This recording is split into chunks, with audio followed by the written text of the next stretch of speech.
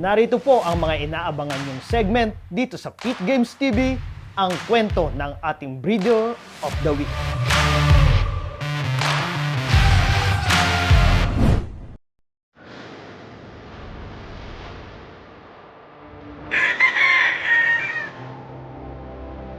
Not everyone understands the beauty or aspeto ng sabong, no? But then again, they have to remember na yung sabong is hindi purely sugal. These are source of livelihood sa mga napakaraming tao. Isang paraan ito para sila ay mabuhay din. Ang pagmamanok is a way of livelihood, not to be treated as a gambling side, no?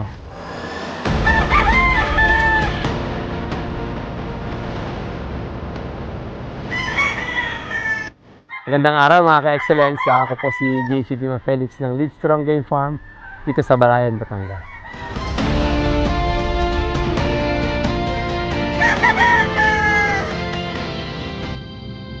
Itong cording area is around 1.6 hectares purely for cording lang, no?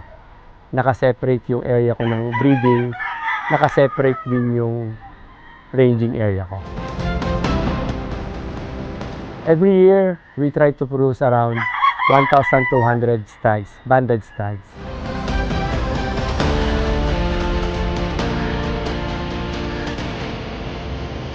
Nung una, siyempre, breed lang sa bahay, hindi talaga siya marami. But then again, that was 2008. Doon ako nakapag-raise ng my first 200 stags. Nakita ko, nakakatuwa magpalaki ng manok. Somehow, meron motivation or challenge and enjoyment. Siguro partly passion talaga. And then from then, nagsimula na siya mag-increase.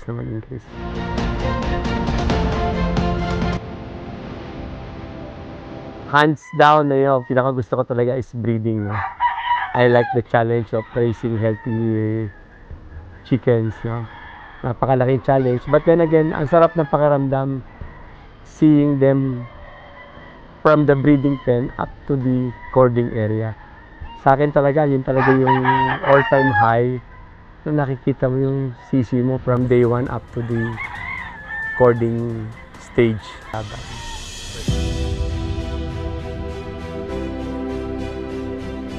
Dito po sa aming farm, we breed sweaters, hatch, roundheads, grays, and kelsos. Lahat ng pinuproduce namin sa aming breeding, no, yung crosses namin are all two-way cross only. Maximum two-way cross na kami. And then, ang sistema namin to keep the line going is we are more on line breeding. We have done inbreeding, but then again, nakikita namin masyadong marami ang sasayang na manok. When you go inbreeding, talagang merong magkakaroon ng diferensya.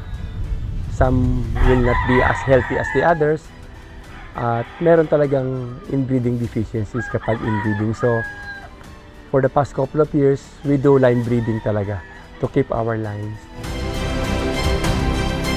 Before, gumagamit kami ng battery cage breeding, no? But now, siguro for the past 4 years, we have stopped using battery cage. Kasi nakita namin, medyo maraming nalolos siyang nainuhin. So, ngayon, meron kaming natural breeding pens, may flock matings kami. And then, meron din kaming single mating pens, pero these are not battery type. Naka-single pens ang mga inahin namin na special to have the stags or pullets out of a single mating. But definitely, hindi na kami gumagamit ng battery. For brood stags, I make sure na when I buy from a certain breeder, I buy 2 full brothers of the same line. So, in case, after the first gamit ng isa, yung mga anak niya, pwede kong ibalik sa kapatid niya. So, it's in that sense, na-maintain ko yung line to keep it going by avoiding, also na-avoid pa yung inbreeding.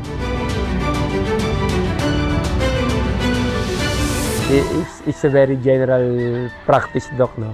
You got to have a complete vaccination program na angkop sa ating farm.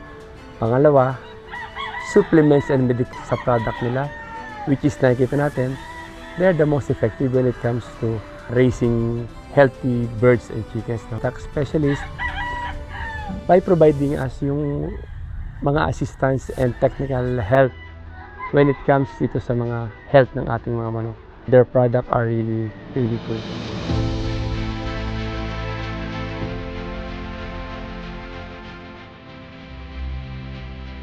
As you may all know, I was an overseas worker before. No? I worked with the peacekeeping for 12 years.